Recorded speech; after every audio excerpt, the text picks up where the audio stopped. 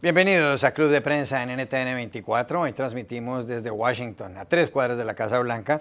Y al final de este programa, si ustedes lo quieren ver completo o quieren ver aparte, lo pueden encontrar en nuestra página de Facebook o en nuestra cuenta de Twitter.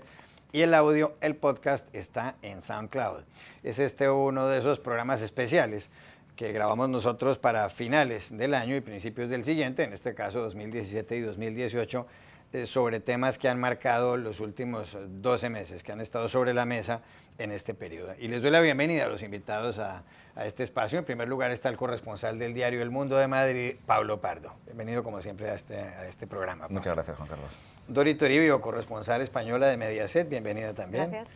Juan Carlos Hidalgo, investigador costarricense del Cato Institute, un centro de pensamiento aquí en Washington, bienvenido igualmente. Buenos días. Y Rafael Matus, corresponsal de la Nación de Buenos Aires, bienvenido a esta casa. Gracias.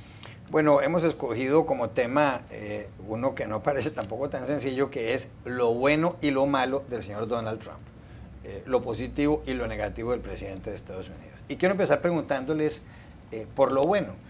Muchas veces los televidentes nos reclaman que la mayor parte de la gente que va a los programas de opinión, no solamente a sino a otros programas de opinión, no cuentan las cosas positivas de Donald Trump como presidente. Y quiero empezar preguntándoselo a todos, pero quiero cederle la palabra a Dori Toribio, que además en su cuenta de Twitter ha ido haciendo un seguimiento pormenorizado de la presidencia de Trump y por eso ha conseguido muchos seguidores.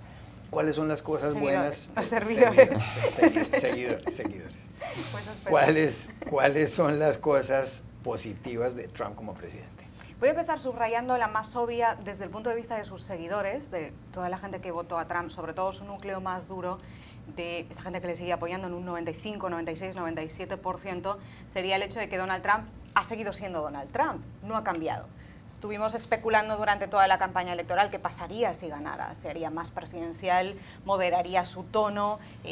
¿Relajaría esos ataques furibundos que lanza a primera hora de la mañana en Twitter? ¿O entraría, digamos, en los cánones presidenciales y acabaría convirtiéndose en un presidente más? Y Donald Trump finalmente no cambió. Si una cosa hemos descubierto en este 2017 es que solo hay un Donald Trump. Obviamente esto podemos observarlo desde la perspectiva negativa, si conviene o no que Estados Unidos tenga un presidente tan volátil, digámoslo así, pero desde sus seguidores, yo todos estos días me lo he pasado haciendo entrevistas con sus seguidores para valorar, hacer balance del primer año de la presidencia de Donald Trump, y ellos están felices porque ellos votaron por esto y no les ha defraudado.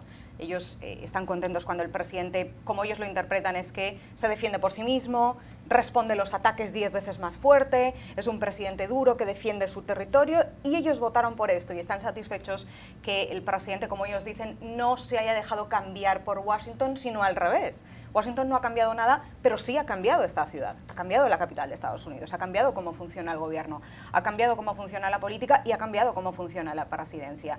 Yo creo que esto, desde su punto de vista, por intentar ponernos también por intentar entender también por qué Donald Trump ganó las elecciones, para ellos esto es bueno y consideran que ha cumplido muchas de sus promesas en ese sentido, porque ven que sigue siendo el mismo y que la presidencia no le ha cambiado. Y también relacionado con esto, insisto, viéndolo desde una perspectiva desde sus seguidores, estaría esa promesa de desmantelar el gobierno tal y como lo conocemos ahora. Hace relativamente poco había una portada de la revista Time precisamente así, dibujando a Trump como una de estas bolas de construcción que sirven para demoler los edificios, y que había llegado así a Washington y había prácticamente arrasado con la capital y con las estructuras de gobierno e instituciones tal y como las conocemos.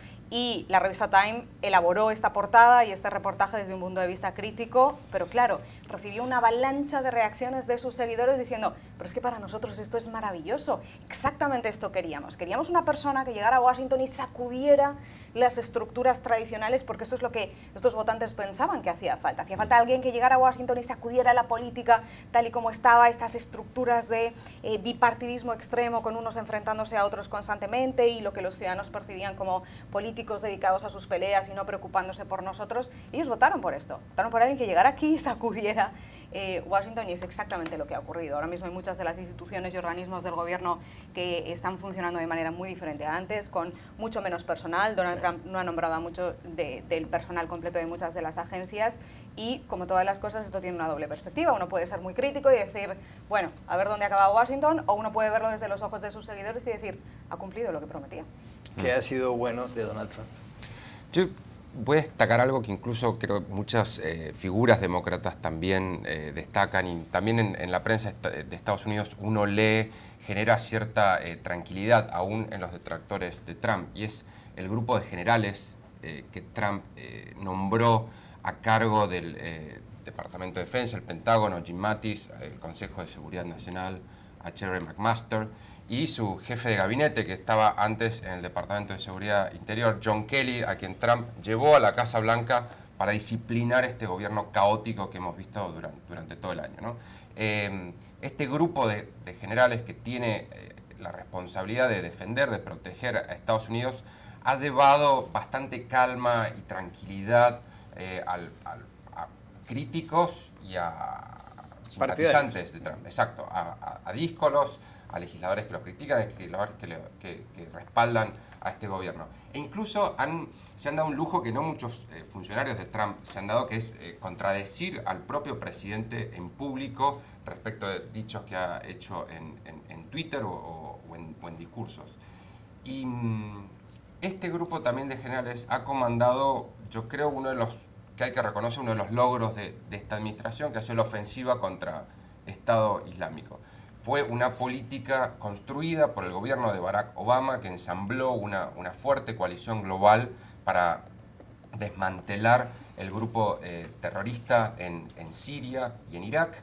Pero esta ofensiva subió el tono, subió su intensidad con el gobierno de Donald Trump, que le dio mucha más libertad a los comandantes en el terreno para tomar decisiones, para liderar misiones y para llevar una ofensiva que ha sido bastante exitosa en desmantelar al grupo terrorista que ha sembrado horror y muerte no solamente en Europa, sino también en Estados Unidos. Creo que eso es algo que incluso los detractores de Trump le reconocen a su gobierno. Juan Carlos Hidalgo, ¿qué ha hecho bien Trump? La política hacia Venezuela creo que ha sido positiva, porque ha apretado las tuercas sobre el régimen de Barack Obama, pero sin excederse en imponer sanciones económicas al país como un todo, porque esa era la discusión. La administración Obama empezó estos tipos de sanciones enfocadas, focalizadas a individuos dentro del régimen, y la administración Trump ha continuado ese camino, ha aumentado la cantidad de personas sancionadas, ha apretado las tuercas un poco también con algunas sanciones en materia de deuda, de renovación de deuda al régimen venezolano, pero no ha caído en la tentación de, a pesar de que ha habido mucha presión por parte de algunos actores, de que, por ejemplo, prohibir las importaciones de petróleo venezolano. Así que yo creo que en ese sentido ha sido positivo. También ha puesto un mayor énfasis en el tema de la democracia en Venezuela, ha trabajado con los gobiernos latinoamericanos en ese sentido. Así que en eso yo creo que es bastante positivo. Lo otro es el tema regulatorio. El énfasis también de la administración Trump ha sido de regular la economía estadounidense. Ahora bien, podemos tener un debate sobre si algunas de regulaciones, principalmente en materia ambiental, son positivas o negativas, pero lo cierto es que la economía estadounidense está hiperregulada. Esto es una realidad que no es una realidad de conservadores, sino que es una realidad que reconoce publicaciones como The Economist, el Paris Zacaria y demás. Así que el énfasis de la administración Trump ha sido que por cada nueva regulación que se emita durante su administración tienen que deshacerse dos que ya estén en pie. Esto, por supuesto, que entonces va a ayudar al dinamismo de la economía estadounidense. Y el tercer punto tiene que ver con los dos grandes nombramientos que ha hecho este año. Neil Gorsuch como magistrado de la Corte Suprema de Justicia, un tipo que nadie le ha podido cuestionar sus atestados legales y atestados académicos para llenar ese escaño. Sí, es cierto, se ha puesto a la derecha en el espectro de la Corte Suprema, pero no fue un nombramiento cuestionable como en su momento lo fue Harold Myers con George W. Bush. Y después el de Jerome Powell como el chairman de la Fed a partir de enero, que también no ha sido cuestionado, puesto que se espera que sea alguien que va a continuar con la línea que venía siguiendo Janet Yellen de aumentos graduales en la tasa de interés y no movimientos bruscos por parte de la Fed en este proceso de tratar de normalizar la economía después de esta época de políticas expansivas monetarias. Esos son por mucho los dos nombramientos más importantes. Recordemos que de la Corte Suprema son nombramientos de por vida. Sí. Es decir, Neil Gorsuch, que tiene 50 y resto de años, puede estar ahí perfectamente 30 años como magistrado.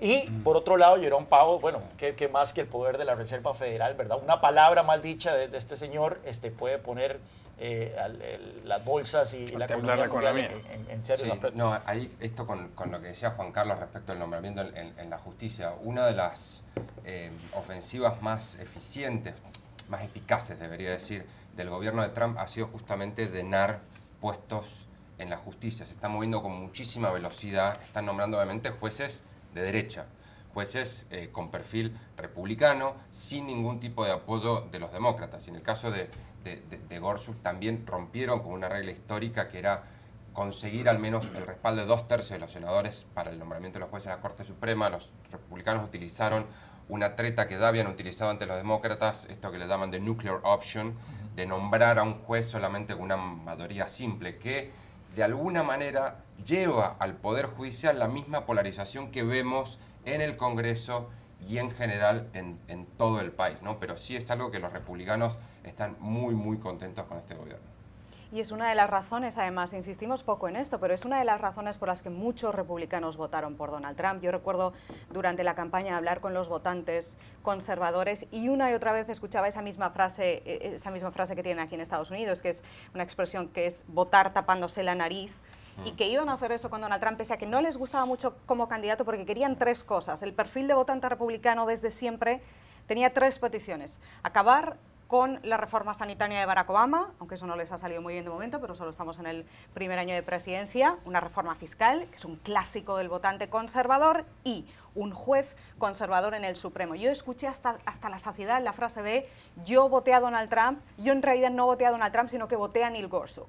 Porque lo que querían muchos votantes republicanos clásicos es tener la mayoría en las 2 cámaras, mayoría en Congreso y Senado, mayoría en la Casa Blanca con un presidente conservador y mayoría en el Tribunal Supremo. Eso para ellos es un logro absoluto y hay muchos votantes que me decían, yo si 2 de estas 3 salen adelante, volveré a votar por Donald Trump, porque al final no me importa nada de todo lo demás, no me importa el ruido y no me importan los escándalos, mientras tenga los pilares de mi ideología cumplidos. Y no olvidemos, el nombramiento de un juez conservador en el Supremo, que son cargos vitalicios, es uno de esos pilares para los votantes conservadores. Bueno, desde que hice la pregunta de qué tiene bueno Trump, qué es lo positivo de Trump, Pablo Pardo ha escrito 2 páginas, de manera que ¿qué es lo bueno de Trump como presidente? Estaba escribiendo a ver si se me ocurría algo. Yo creo que habría que distinguir entre lo que Trump ha hecho bien para su programa y lo que puede ser bueno para Estados Unidos. Y yo creo que aquí estamos trazando una línea muy sutil en este sentido. A mí me parece que bueno, Donald Trump es una especie de Nicolás Maduro en potencia. Lo que pasa que bueno, el sistema institucional en Estados Unidos es más potente, ¿no? Entonces no puede hacer lo mismo que Maduro. Pero bueno, un poco con las cosas que han señalado mis compañeros.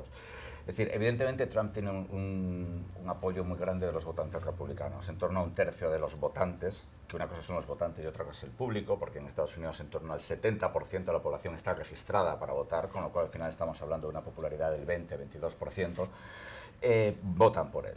Y votan por él pues por cuestiones de índole bíblica. Como comentaba Lori, a mí me han comparado muchos votantes de Donald Trump con el rey David, que era un golfo, pero defendía a Yahvé. Entonces, bueno, claro, utilizar al rey David como criterio a la hora de votar, pues, es complicado. Yo prefiero a Shurbanipal, que era sirio. Pero vamos, entonces... Asirio. Asirio. Asirio, sí. Sí. Que hay unos frisos de él cazando leones muy bonitos, claro, en el Museo Británico. Era en la época de Nabucodonosor. Exactamente. Yo no creo que Donald Trump vaya a dejarnos ningún bajo relieve. Pero bueno, es decir, hay una frase de un votante de Trump que salió hace poco en CNN, en la cadena de televisión CNN, diciendo que si Jesucristo me dice que Putin apoyó a Trump, yo le preguntaría a Trump si lo que Jesucristo dice es verdad. Entonces, es decir, cuando entramos en semejante debate o dinámica política más propia de Irán o de Arabia Saudí, pues es muy difícil saber evaluar. Yo creo que, por un lado, es cierto que Trump ha hecho, yo creo que una política inteligente con Venezuela. En el resto de las cosas, pues yo no lo tengo tan claro. Es decir, desregulación, sí, pero a cambio está dando, o quiere dar unas ayudas gigantescas al sector del carbón, subvenciones al sector del carbón. Proteccionismo. Proteccionismo, además de la más baja estofa, es decir, para defender a sus votantes de zonas rurales de Wisconsin que tienen vacas y la leche canadiense les afecta. Es decir, yo creo que esta es una de las grandes cosas de Donald Trump. Donald Trump efectivamente está, digamos, desmantelando el Estado administrativo, como dijo su máximo asesor político, Steve Bannon, y lo está desmantelando porque lo está politizando. Es decir, ahora mismo, por ejemplo, con la Reserva Federal tenemos a Jay Powell, que va a ser el próximo presidente.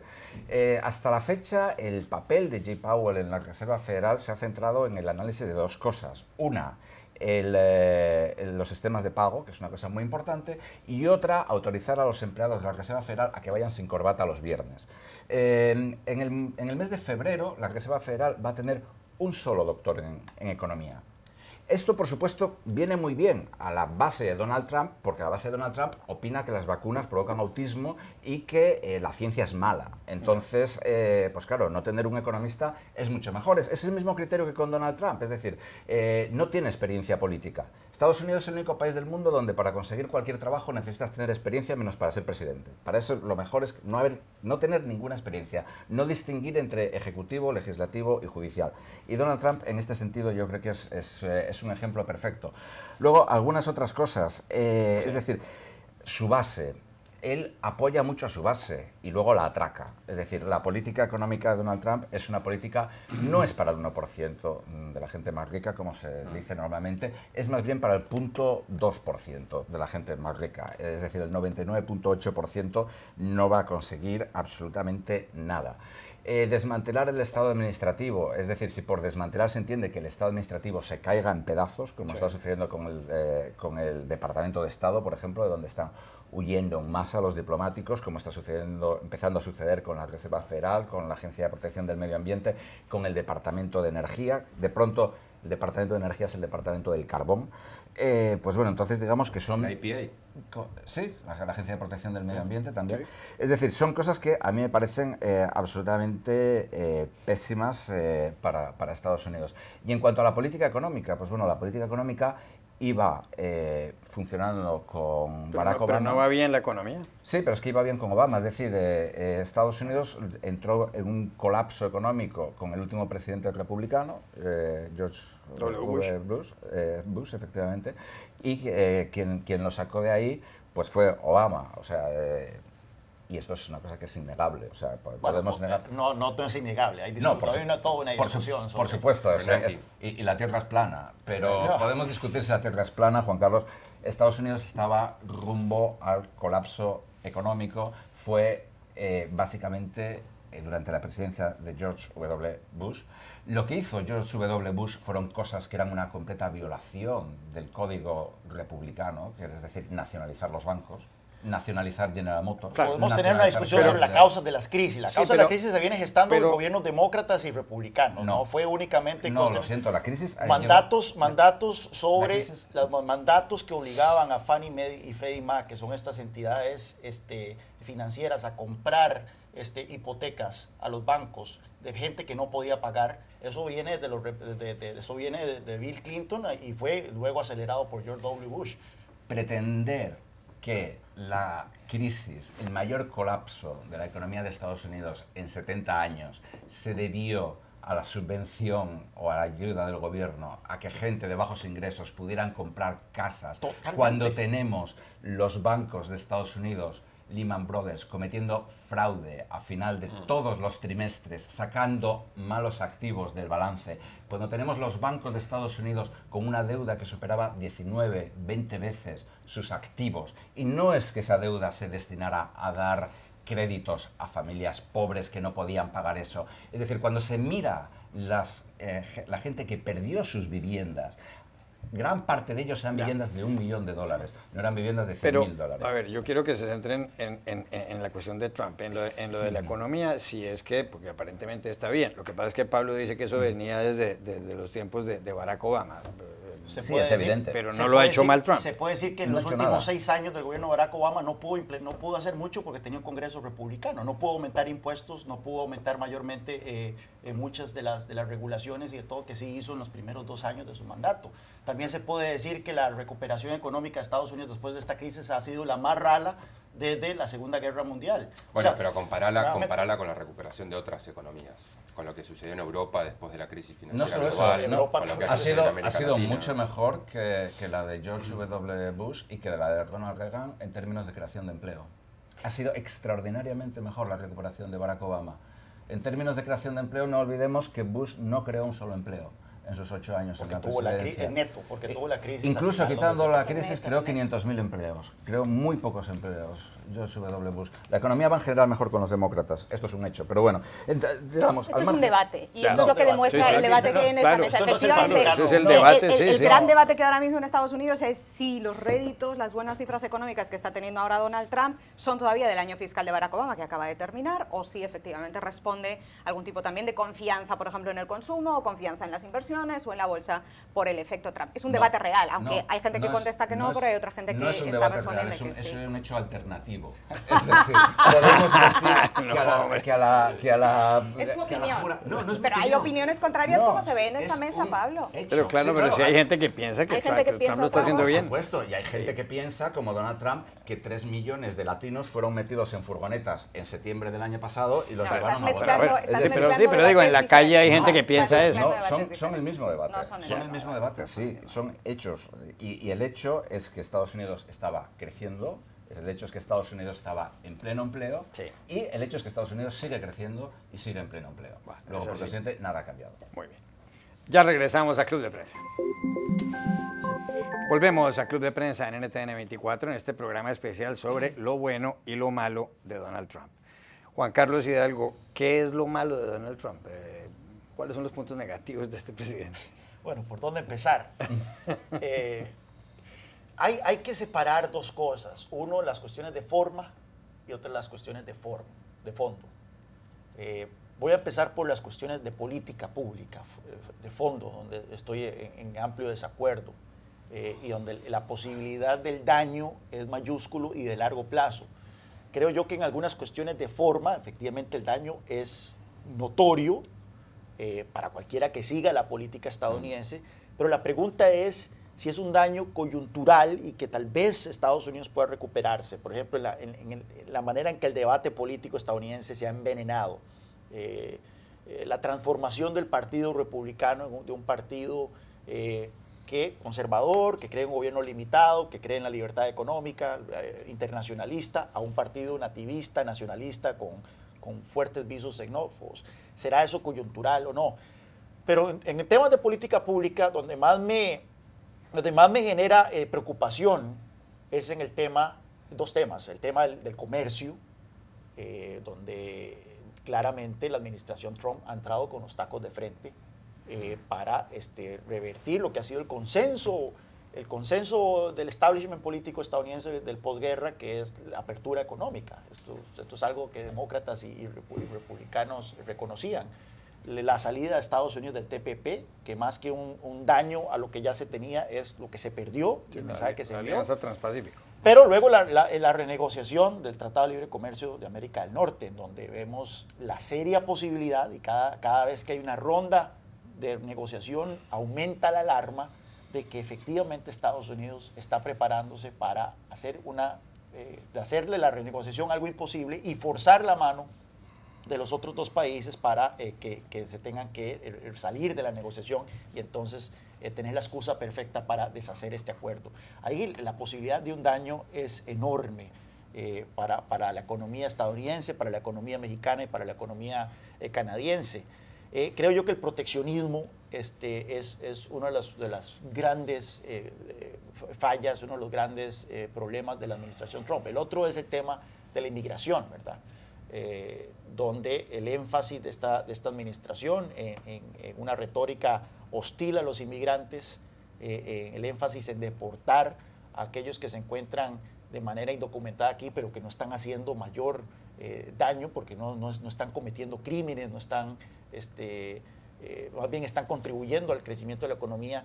Ese también es un problema donde el daño puede ser de largo plazo. Entonces, estos dos grandes temas, por lo menos desde el énfasis de la política pública, son los que más me preocupan. En el campo de la política, en la política externa, bueno, claramente existe trepidación en el ambiente en materia del conflicto con Corea del Norte. O sea, vemos de que mucha gente más bien teme más lo que Donald Trump puede hacer en este encontronazo con Corea del Norte, lo que Kim Jong-un puede hacer. La posibilidad real de que Donald Trump contemple una guerra en la península coreana que causaría muertes en los millones de personas. Sí. Eso también me parece altamente preocupante. Y también el giro que ha dado la política estadounidense hacia una política transaccional donde los derechos humanos ya no son el estandarte de la diplomacia estadounidense. Aunque, lógico, hay que ser honestos. Tampoco es que era una posición consistente a lo largo de las administraciones. Al final de cuentas, la administración Obama también apoyó al Sisi en Egipto y apoyó a otros hombres duros alrededor del mundo. Pero, por lo menos, se mencionaba en comunicados del Departamento de Estado, las menciones diplomáticas mencionaban el tema de los derechos humanos. Ahora vemos que eso es una ausencia absoluta. Vemos que Donald Trump le canta loas a Rodrigo Duterte en Filipinas, llama para felicitar a Erdogan luego de que básicamente destruyera la democracia en Turquía. Y vemos ese espaldarazo que Donald Trump le está dando a autócratas alrededor del mundo, incluyendo a Vladimir Putin, y eso también va a tener consecuencias de largo plazo. Dori Toribio, ¿qué es lo malo de Donald Trump? Para mí lo más preocupante, precisamente enlazando con esto que dice Juan Carlos, es el cambio ya, y además tan rápido en solo un año, en el liderazgo internacional de Estados Unidos. Antes establecía Pablo un criterio que me parece muy acertado y es, evaluemos qué está haciendo daño a Estados Unidos, no lo que no nos gusta o lo que se está haciendo mal solamente, sino qué hace daño real a Estados Unidos. Y en este caso creo que este cambio de liderazgo hace daño a Estados Unidos y al resto del mundo. Es decir, la retirada del Acuerdo del Cambio Climático de París. Ahora mismo Estados Unidos es el único país del mundo, porque finalmente Siria lo firmó, que ha quedado fuera del acuerdo. La salida de la UNESCO. Todo esto está creando cambios dentro del funcionamiento de los organismos internacionales, de los que a veces no hablamos, porque hay otros titulares, ¿no?, más escandalosos en la actualidad informativa diaria y se nos escapan estos pequeños análisis, pero si observamos cómo están funcionando ahora los organismos internacionales con este paso atrás de Estados Unidos en muchos asuntos, es muy curioso, porque se está creando un vacío de manera que otros países que antes de alguna manera tenían que ser más discretos porque no contaban con el respaldo internacional, como por ejemplo China, en asuntos de cambio climático, está dando un paso adelante en los organismos internacionales intentando ocupar ese vacío. Esto está creando un cambio en la dinámica del funcionamiento de los organismos internacionales por primera vez en muchas décadas, que vamos a ver hacia dónde llega, y esto yo creo que es un cambio importante. Y luego también ver, como mencionaba Juan Carlos, cómo el presidente de Estados Unidos está oscilando desde esa alianza, por ejemplo, con líderes europeos, a abrir la puerta reiteradamente de la Casa Blanca a Erdogan de Turquía, o su serenata con Duterte. Efectivamente, esto es un cambio, y esto se traduce en un cambio en la posición de liderazgo de Estados Unidos en el mundo. Y enlazando con esto también, otro asunto que además a mí me preocupa mucho, que también creo que hablamos muy poco precisamente por eso, porque cada día hay tanta avalancha de informaciones que al final siguen pasando cosas graves aquí en Washington, pero no podemos hablar de ellas porque no tenemos literalmente más tiempo para hablar de ellas. Pero hay un tema que creo que ya es un daño real y que va a costar mucho tiempo reconstruir, y es el daño que se está haciendo al Departamento de Estado de Estados Unidos, que al final es el que diseña las políticas exteriores, la diplomacia de la primera potencia del mundo, y es lo que nos afecta a otros países, por ejemplo, en temas de ayuda exterior. Ahora mismo el Departamento de Estado está muy debilitado, hay un recorte de presupuesto de 1/3 del personal, hay una avalancha de salidas, de dimisiones y de despidos de otra parte del personal que no está de acuerdo con lo que se está haciendo, hay una desautorización constante del presidente de Estados Unidos al secretario de Estado, por vía de tweets, por ejemplo, en la que mientras el Departamento de Estado está intentando dialogar con Corea del Norte para tranquilizar las cosas, el presidente está tuiteando que lo que está haciendo Rex Tillerson no sirve para nada porque está perdiendo el tiempo. Todo eso está creando un daño real en capital humano y en diseño de políticas y de diplomacia pública del Departamento de Estado, que va a costar mucho tiempo rehacer. ¿Qué es lo malo de Donald Trump? Muy pocas cosas.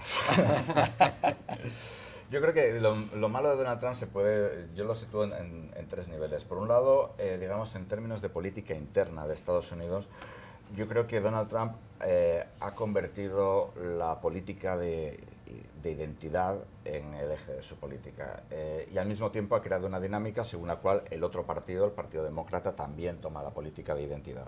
Y yo creo que eso es muy grave porque eso es, por ejemplo, lo que ha sucedido en Cataluña, lo que los nacionalistas catalanes han hecho durante mucho tiempo, que es o estás conmigo o estás contra mí. Entonces ahora mismo en Estados Unidos, si tú eres blanco, si tú eres hombre, y bueno, o si eres muy rico o si eres tirando a pobre, se supone que tienes que votar por Trump porque además si no estás traicionando a tu esencia, digamos. Y al mismo tiempo por parte del Partido Demócrata esto ha generado una tendencia que es que si tú eres mujer, si tú eres de una minoría, etcétera, si tú eres latino, pues tienes que ser demócrata. Entonces yo creo que esto crea un enfrentamiento absolutamente brutal, hace imposible cualquier forma de diálogo y también genera violencia. Vamos a ser claros, en Estados Unidos ahora mismo hay más violencia política de la que había hace un año y va a seguir habiéndola por esta política precisamente. Después, en materia de política exterior, yo estoy completamente de acuerdo con lo que han comentado mis compañeros del aislamiento. Como dijo Richard Haass, que es el presidente del Consejo de Relaciones Exteriores, que es un grupo de análisis de aquí, bueno, están en Nueva York, pero es muy influyente, y él estuvo con George Bush en el Departamento de Estado. Estados Unidos es ahora mismo el país que se retira. Es el país que se retira de todo. Sí. Y Estados Unidos no se da cuenta, pero Estados Unidos no es tan grande como para que el resto del mundo no pueda seguir sin él. Yo creo que uno de los ejemplos más claros es Siria, ahora mismo, un caso del que no se habla. Es decir, sí, en Siria se ha derrotado al Estado Islámico, pero ahora mismo hay negociaciones de paz en Siria. ¿Quiénes están negociando la paz en Siria? Siria, Turquía y Rusia. Estados Unidos no está. Yo creo que es la primera vez desde la Segunda Guerra Mundial prácticamente que hay un gran acuerdo de paz que se está negociando y en el cual Estados Unidos no está, pero ni como invitado. Vamos, es una cosa absolutamente brutal. Y luego, al hilo de todo esto, yo creo que a un nivel interno, también en Estados Unidos, se está defendiendo de forma, o se está fomentando de forma extrema, digamos, la riqueza. La gente más rica le está yendo muy bien, le va a seguir yendo muy bien, y a la gente menos favorecida le está yendo muy mal. Es decir, Trump no ha hecho absolutamente nada, al margen de hablar, por ejemplo, contra la epidemia de fármacos con receta opiáceos. No ha hecho nada, ha hablado y ya está. Por ejemplo, en otras cuestiones, por ejemplo, en impuestos, la idea de Trump es que los impuestos personales financien una bajada de los impuestos de las empresas y de los impuestos del capital. Y yo creo que estas son tres dinámicas, además que van muy a largo plazo y que van a durar mucho en Estados Unidos. ¿Qué es lo malo de Donald Trump, Rafael Matus? Bueno, yo me puse a escribir, hice una lista de 10 cosas, y 10 todo puntos, eso además, y creo que podría haber seguido escribiendo un par de puntos más. Sí. Voy a empezar con esto que decía Pablo. Sí. Trump ha sido un presidente para el 1%, o quizá el 0,5, el 0,3, el 0,2% más rico de Estados Unidos, pese a que prometió ser la voz de los hombres y mujeres olvidados del país, por quienes la verdad ha hecho muy, pero muy poco y nadie indica que vaya a hacer algo. Las mentiras o las falsedades. Trump ha sido un presidente, y muchos de sus funcionarios también, que ha institucionalizado una enorme falta de respeto por la verdad, y por los datos y por los hechos desde el atril de la Casa Blanca. Y esto tenemos un enorme abanico de temas que van desde la ciencia que respalda la lucha contra el cambio climático hasta cuestiones como cuánta gente vino a mi jura hace casi la toma de posesión, un año. el 20 de enero. Cambio climático. La lucha contra el cambio climático, que llevó años, horas de reuniones, de encuentros multilaterales que culminaron en el Acuerdo de París. Estados Unidos hoy es el único país del mundo que no está en ese acuerdo. Incluso Siria, recién nombrada por Pablo, suscribió al Acuerdo de París durante este año, en el que Trump decidió quitar al país. Lo que yo llamo esto que decía Juan Carlos sobre las formas, ¿no? El empujón, el envión, el embantolamiento que Trump le ha dado a los ismos, el racismo, el supremacismo blanco, el divisionismo, el aliento a la xenofobia, a la islamofobia, ya sea con discursos, declaraciones incendiarias, tweets. Trump ha fomentado las divisiones y ha castigado con muchísima dureza a los más desprotegidos, inmigrantes indocumentados, dreamers, musulmanes, haitianos, minorías, mujeres, haitianos, mexicanos. Ha continuado con esta retórica incendiaria que lo distinguió como candidato y que ha sido una de sus marcas distintivas como presidente. La desprotección o la reducción de derechos. Obama, una de las características de su presidencia había sido esta ampliación de derechos a los gays, los transgéneros, los transexuales. Trump ha desmantelado, echado por tierra con todas esas protecciones en una clara señal a los evangélicos, a los cristianos que forman un pilar central de su coalición de votantes.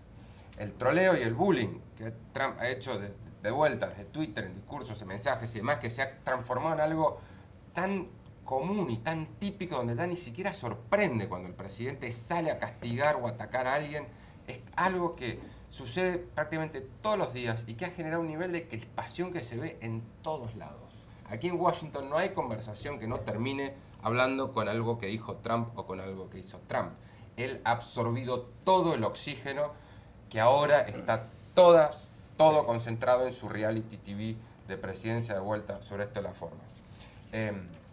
Termino con dos cosas, sí, que yo creo que son, tres cosas. Uno, el desarme del multilateralismo, que todos mis compañeros han tocado mucho sobre ese tema. El otro, la profundización de la polarización y la desigualdad económica. Dos problemas que, paradójicamente, fueron vitales para que Trump pudiera llegar a la Casa Blanca. Divide y reinarás. Trump ha profundizado esas tendencias. Y termino con un dato.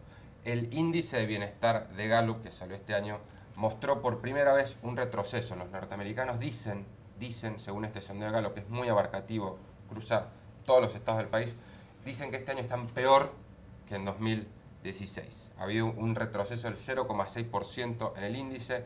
Todos, demócratas, republicanos e independientes, dicen que están peor. Los únicos que dicen que se sienten mejor son las personas que ganan más de $120.000 por año. Los más ricos, el grupo de poder para el cual Trump ha generado los principales beneficios desde que llegó a la Casa Blanca. Creo que podríamos seguir. No sé si vamos a tocar, imagino, la prensa. Enseguida, pero antes me pide la palabra Dori Toribio y tiene un minuto. Solo muy breve, porque creo que hemos dibujado un panorama muy completo. Creo que lo único que no hemos mencionado, y por dejarlo también sobre la mesa y cerrar el círculo, es los ataques continuos a otros poderes fácticos del Estado, al Poder Judicial, al Poder Legislativo, los ataques de Trump a otros políticos, a los jueces, y quitarles poder desde la presidencia de Estados Unidos, lo que evidentemente hace daño a la democracia, y ahí enmarcaría también con lo que terminaba Rafa, que son los ataques a la prensa y al cuarto poder. Y ya volvemos con eso a Club de Prensa. Volvemos a Club de Prensa en NTN 24 desde Washington para hablar precisamente de Donald Trump y la prensa, de los ataques de Trump a la prensa desde cuando lanzó su candidatura, pero sobre todo ahora como presidente. ¿Cuál es su calificación sobre ese asunto? Bueno, yo creo que, por un lado, Donald Trump ha salvado al New York Times, que desde que está de presidente gana 100.000 suscriptores online cada mes. Pero por otra parte yo creo que es simplemente, yo creo que forma parte pues, de lo que comentábamos, de la actitud de Trump de politizar todo, no respetar absolutamente ninguna regla de juego y no tomar prisioneros de ninguna forma o de ningún tipo. Y yo creo que también hay una estrategia subyacente muchas veces en este tipo de insultos de Donald Trump. Yo creo que hay una estrategia muy clara para distraer la atención. Es decir, ahora en estas semanas pasadas que se ha estado discutiendo la reforma impositiva, Trump no ha tuiteado de la reforma impositiva prácticamente, porque la reforma impositiva es un atraco a mano armada a sus votantes. Trump ha tuiteado de todo, incluyendo colgar vídeos de musulmanes británicos, en lo que si un dirigente latinoamericano o europeo hiciera eso de Estados Unidos, todos lo criticaríamos, todos diríamos que es antiamericanismo visceral de la peor especie. Resulta que ahora lo hace el presidente de Estados Unidos.